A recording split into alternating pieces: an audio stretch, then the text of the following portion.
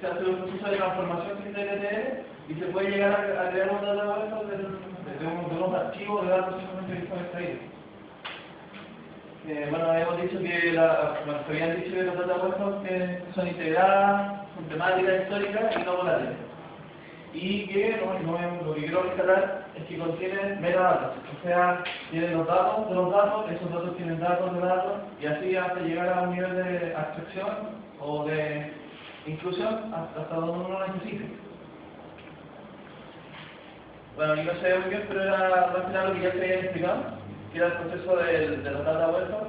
Lo que estaba explicando el Gonzalo es que aquí tenemos un montón de repositorios de datos, podríamos decirle así, con unos bases de datos, funciones externas, como se había hablado, y todo esto pasa por un proceso que es el ETL, que ya se explicó, se transforma en esos datos y es como que todo se habla en el mismo idioma, se transforma todo en el mismo lenguaje y se crean nuestras data warehouse. Bueno, estas son partes de data warehouse que ya se conversó.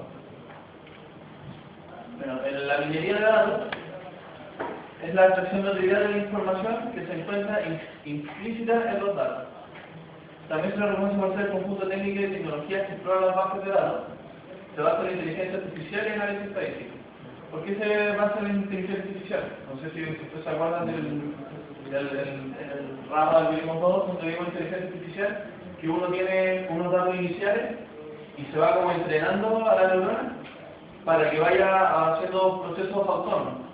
Bueno, aquí es similar, uno analiza los datos iniciales, uno analiza todos estos datos y los transforma, pero la idea no es transformarlos en más datos, porque no tendría utilidad sacar datos, de datos sacar más datos, sino que esos datos transformarlos en conocimiento, en reglas, en temáticas, información útil para la empresa.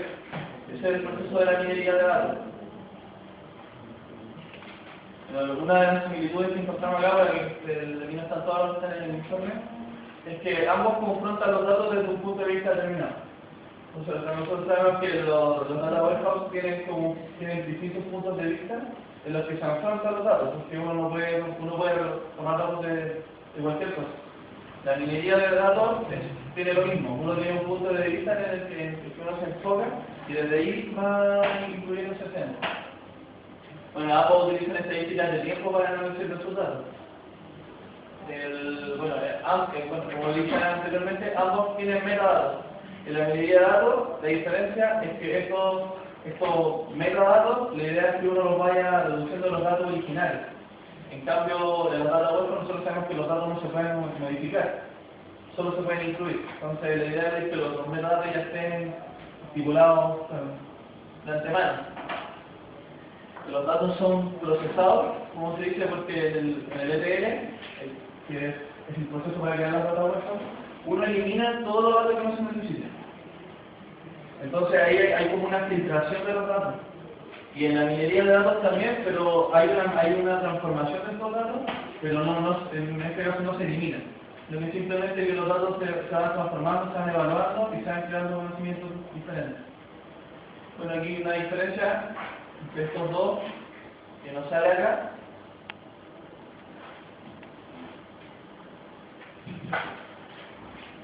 No lo recuerdo. Vamos a pasar a las conclusiones. El proceso de DDL tiene un uso importantísimo en todos los procesos de negocio porque define una norma para el traspaso de datos. Es lo que les había dicho, de que uno puede tener muchos datos de distintas fuentes, pero cuando uno trabaja dentro de una empresa o dentro de un margen, uno tiene que tener, todos tienen que hablar el mismo lenguaje. Bueno, lo mismo pasa con las bases de datos. Entonces, para eso se crea este proceso. Los procesos de abstracción de datos que se analizan en esta presentación son similares, pero tienen distintos objetivos y enfoque. Porque, bueno, nosotros sabemos que los data warehouse son esta transformación de datos y nos sirve para tener todos los datos dentro del mismo lenguaje. La minería de datos nos sirve para analizar esos datos y tratar de encontrar otros cosas nuevas. También cabe destacar de que la minería de datos no necesariamente y obligatoriamente tiene que ser dentro de una data warehouse. Uno puede hacer una minería de datos desde un archivo simplemente. Pero tiene mayores ventajas haciéndolo directamente desde una data warehouse porque, como se dijo, todo está más ordenado. Entonces es más fácil sacar un orden lógico. Bueno, eso son los preguntas. Buenos días, salud. Nosotros vamos a exponer sobre la metodología de Marco, Claudio Morales y Claudio Silvestre de mi compañero. Antes de hablar de la metodología de Marco, tenemos que dar a entender qué es un datamar. Un datamar es una base multidimensional o un subconjunto de data warehouse que almacena los datos específicos de un área de negocio. Que se caracteriza por disponer de una estructura óptima para el análisis de los datos, mirándolo desde cualquier perspectiva que incluya esta área de negocio. Un datamar generalmente puede ser cargado o alimentado por un data warehouse o puede ser cargado de manera propia. La metodología de data marketing básicamente nos explica cuáles son los procesos a seguir para construir un datamar. Los pasos a seguir serían planificación, análisis, diseño, construcción, prueba y entrega. Especificando más la planificación, tenemos que establecer los recursos, sistemas de comunicación y equipo de trabajo. Se subdivide en 4 puntos específicos, como es la creación de atmósfera del proyecto. Se considera en algunas creencias que la creación de atmósfera del proyecto no es tan importante, pero otras dicen que sí lo es. Sería fundamental para el éxito del proyecto, considerando que es en este punto donde se especifican las expectativas del proyecto y además se determina la gente que va a trabajar en este proyecto. En la planificación de recursos tenemos que determinar la persona que manejará los recursos y cómo esto se ha distribuido a lo largo de todo el proyecto y las tareas de las cuales se compite. La definición actual del proyecto, aunque es difícil en un principio tener una visión general de dónde termina el proyecto, es necesario determinar los lineamientos de este para no estar avanzando cosas que realmente no nos interesan. En la elaboración del plan de trabajo consiste en desarrollar una planificación GAN, donde se especifiquen las tareas y estas con sus respectivos costos en hora y monetación también. Analizando la fase de análisis, especifica los requerimientos del proyecto y verifica si esto está alineado con lo que esperamos de este proyecto. Las 3 etapas en las que se especifica aún más esta fase está la especificación de los requerimientos de información, es decir, clasificar estos requerimientos para la construcción del data mart son funcionales o no funcionales.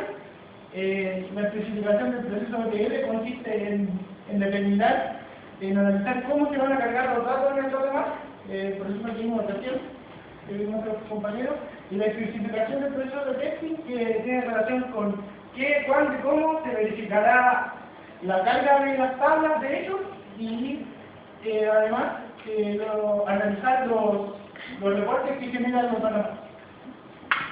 Bueno, después continuó la fase de diseño, que es la fase que diseña la solución que pretende satisfacer los requerimientos de los usuarios de este datamar.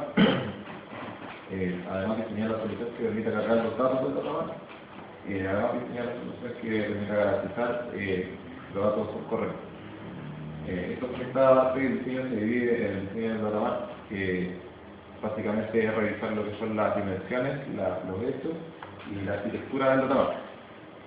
El diseño del proceso de carga, que ya se habló, el diseño del proceso de prueba, que estoy diciendo los programas de validación del datamar y la prueba de datos que entrega el datamar.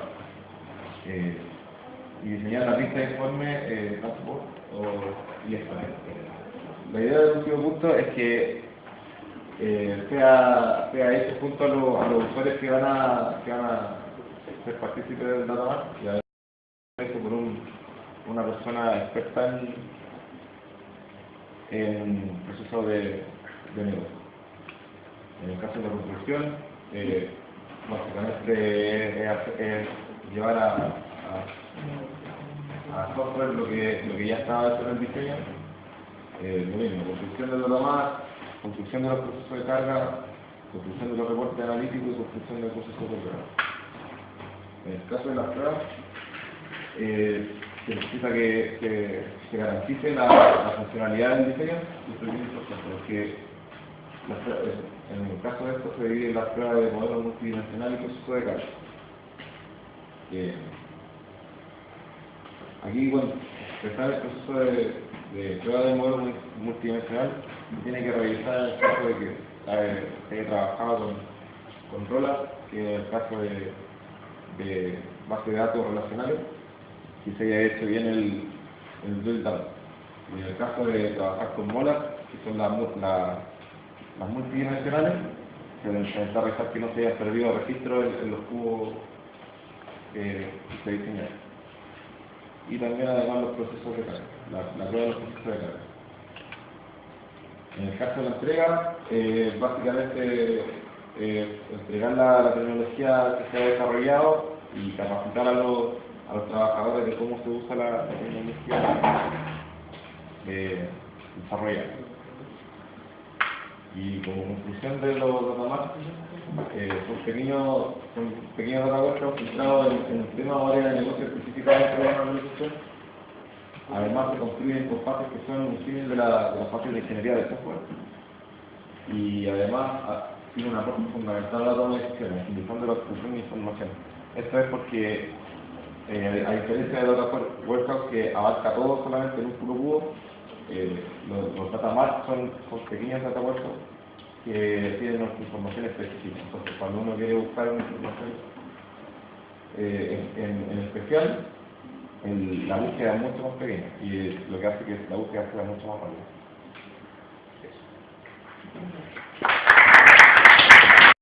Hablar de los ERP, y bueno, ¿qué es un ERP? Es un sistema para planificar recursos empresariales que lo que hace es preocuparse de la gestión de la información orientada a los procesos para la gestión empresarial. Esto involucra básicamente todo el sistema, por lo que uno puede tomar un proceso, pero en realidad la empresa completa tiene que someterse al ERP. ¿Por qué debería implementar este sistema? Las empresas en el mundo tienen que ser más competitivas. Por lo mismo necesitan optimizar recursos, aumentar el control de los procesos y dirigir los esfuerzos de forma que toda la empresa vaya moviéndose de una forma más efectiva. Las empresas chicas por lo general se manejan en un esquema más familiar, pero en las empresas grandes es absolutamente necesario el que los recursos estén bien implementados. Entonces, esta es una buena razón para implementar un error. Además, los sistemas de error tienen el beneficio, en tres como beneficios grandes, que son la integrabilidad, que puede integrarse a esta plataforma, la modularidad, que puede irse trabajando por procesos, ir adaptándose a la medida que se va avanzando, para hacerlo un poco menos costoso. Y además, la adaptabilidad, que es lo que le da su carácter único. El ERP siempre va a llevar un proceso donde se trabaja con la empresa y se personaliza el ERP, de forma que cumple las necesidades de la empresa y no sea un sistema tan estándar. Pero también dentro del marco de los beneficios está la actualización continua. Eso implica que yo tengo toda la información de la empresa, esto quiere decir toda la información que llega por los procesos de la empresa, los procesos productivos de la empresa. Yo voy a poder estar viendo en tiempo real qué es lo que está sucediendo en los rendimientos. La definición de los costos fijos también va en la misma dirección de que al tener todo registrado en un sistema informático voy a necesitar menos recursos humanos para la administración y gestión y también menos recursos en infraestructura, etc. El control de los procesos es lo más importante. La implantación del ERP va de la mano con la orientación de la empresa hacia los procesos.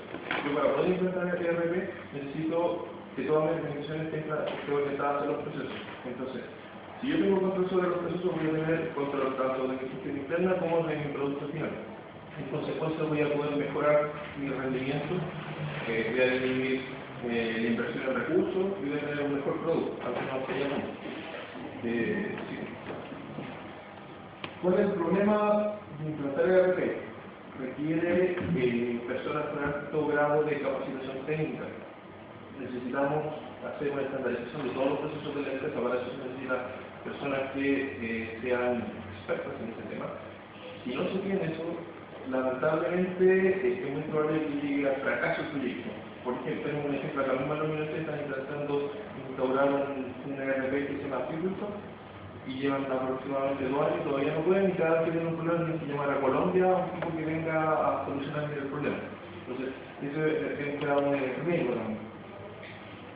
Bueno, como ya lo he dicho varias veces, se requiere estandarizar los procesos para poder implantar un ERP, y para ello se necesitan personas expertas. Y lo otro que es importante es que toda la organización, ya sea una empresa o una universidad o lo que sea, necesita hacer un cambio cultural. O sea, orientarse en los procesos, cada uno tiene bien claro cuál es su rol dentro del macro. O sea, cómo él afecta a todo el resto de la organización.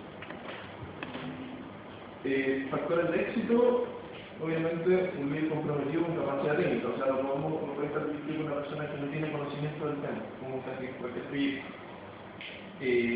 Los usuarios deben adueñarse del sistema. Todo esto es una plataforma tecnológica, entonces si los usuarios no se sienten parte de ellos, esta plataforma, no van a saber ocuparla y en consecuencia no la van a utilizar. Si no se utiliza, de nada sirve tener implantado de APP. Para eso se requiere también un correcto plan de capacitación, para que se tenga un manejo adecuado de la herramienta. Y entonces, bueno, esto es simplemente cada uno saber cuál es su rol dentro de cada proceso y dentro de la organización en su conjunto. Finalmente, algunos de los principales ERP por los que se trabaja son SAP, que es básicamente el ERP más grande que se implementa en la mayoría de las empresas. Oracle, que curiosamente trabaja mucho con SAP para integrar la información, tiene módulos SAP y trabajan en general de la mano porque Oracle es una de las opciones en ese web de los más utilizadas. Y el tercero sería BAN, que es básicamente un ERP que trató de construir su nicho de mercado dentro de las pequeñas y medianas empresas. Entonces, para empresas grandes, lo normal es utilizar SAP y Oracle, y para empresas medianas y pequeñas, utilizar BAN en caso de que se quieran utilizar los ERP. Básicamente eso es lo que hacemos. Sobre el informe de